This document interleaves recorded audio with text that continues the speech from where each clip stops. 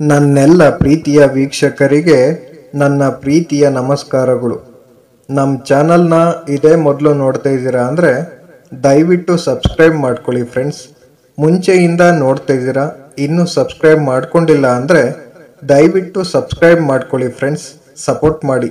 ಇರುವ ಒಂದು ಧರ್ಮವನ್ನು ಬಿಟ್ಟು ಸುಳ್ಳನ್ನಾಡುತ್ತಾ ಪರಲೋಕದಾಸೆಯನ್ನು ದಾಟಿರುವ ಪ್ರಾಣಿಗೆ ಮಾಡಬಾರದ ಪಾಪ ಯಾವುದೂ ಇಲ್ಲ. ಜಿಪುಣರು ದೇವಲೋಕಕ್ಕೆ ಹೋಗುವುದಿಲ್ಲ. ತಿಳಿಗೇಡಿಗಳು ದಾನವನ್ನು ಮೆಚ್ಚರು. ಧೀರನಾದವನು ದಾನವನ್ನು ಕೊಂಡಾಡುತ್ತಾ ಅದರಿಂದಲೇ ಪರಲೋಕದಲ್ಲಿ ಸುಖಿಯಾಗುವನು. ಪೃಥ್ವಿಯನ್ನೆಲ್ಲ ಏಕೆ ರಾಜ್ಯವಾಗಿ ಆಳುವುದಕ್ಕಿಂತಲೂ ಸ್ವರ್ಗವನ್ನು ಪಡೆಯುವುದಕ್ಕಿಂತಲೂ ಸರ್ವಲೋಕಗಳ ಒಡೆತನವನ್ನು ಗಳಿಸುವುದಕ್ಕಿಂತಲೂ ಸೋತ ಆ ಪ್ರತಿಫಲವನ್ನು ಉನ್ನತವಾದ ಆಧ್ಯಾತ್ಮಿಕ ನೈತಿಕ ಮಟ್ಟ ಜೇತವನದಲ್ಲಿ ಇರುವಾಗ ಭಗವಾನ್ ಬುದ್ಧನು ಅನಂತ ಪಿಂಡಕನೆಂಬ ಶ್ರಾವಕನಿಗೆ ಅವನ ಮಗ ಕಾಲ ಎಂಬುವವನು ಹೊಂದಿರುವ ವೈರಾಗ್ಯದ ಹಂತವನ್ನು ವಿವರಿಸುವಾಗ ಭಗವಂತನು ಹೇಳಿದ ಮಾತು ಪಡೆಯುವುದೇ ಶ್ರೇಷ್ಠ.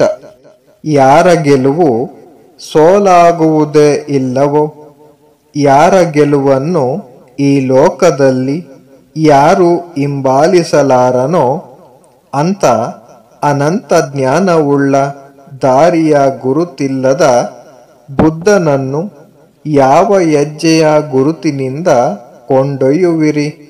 ಮನುಷ್ಯನನ್ನು ಎಲ್ಲಿಗಾದರೂ ಒಯ್ಯಬಲ್ಲ ತೃಷೆ ಎಂಬ ವಿಷಾತ್ಮಕವಾದ ಬಲೆಯು ಯಾವನಿಗೆ ಇರುವುದಿಲ್ಲವೋ ಅಂತ ಅನಂತ ಜ್ಞಾನವುಳ್ಳ ಹೆಜ್ಜೆಯ ಗುರುತಿಲ್ಲದ ಬುದ್ಧನನ್ನು ಯಾವ ಹೆಜ್ಜೆಯ ಗುರುತಿನಿಂದ ಕೊಂಡೊಯ್ಯುವಿರಿ?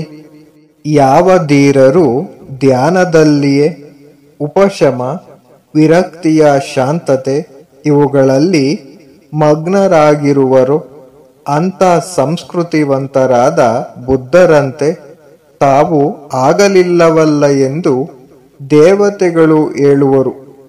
ಯಾವ ಪಾಪವನ್ನು ಮಾಡಬಾರದು, ಕುಶಲವನ್ನು ಒಳಿತು ಸಂಪಾದಿಸಿಕೊಳ್ಳಬೇಕು, ತನ್ನ ಚಿತ್ತವನ್ನು ತೊಳೆದುಕೊಳ್ಳಬೇಕು. ಇದೇ ಬುದ್ಧನ ಅನುಶಾಸನ.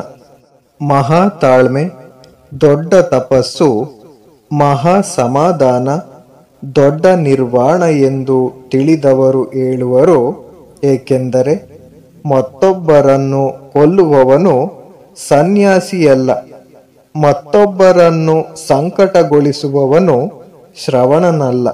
ಮತ್ತೊಬ್ಬರನ್ನು ನಿಂದಿಸದಿರುವುದು, ಮತ್ತೊಬ್ಬರನ್ನು ಕೊಲ್ಲದಿರುವುದು, ಹಿಂಸಿಸದಿರುವುದು, ಪ್ರತಿ ಮೋಕ್ತದಿಂದ ನಿಯಮ ಪಾಲಿಸದೇ ಇರುವುದರಿಂದ ತನ್ನನ್ನು ತಾನು ಕಾಪಾಡಿಕೊಳ್ಳುವುದು, ಆಹಾರದಲ್ಲಿ ಮಿತ ಅರಿತಿರುವುದು, ಏಕಾಂತದಲ್ಲಿ ಮಲಗುವುದು, ಕೋರುವುದು, ಉತ್ತಮವಾದ ಧ್ಯಾನದಲ್ಲಿಯೇ ನಿರತರಾಗಿರುವುದು ಇದೇ ಬುದ್ಧನ ಅನುಶಾಸನ.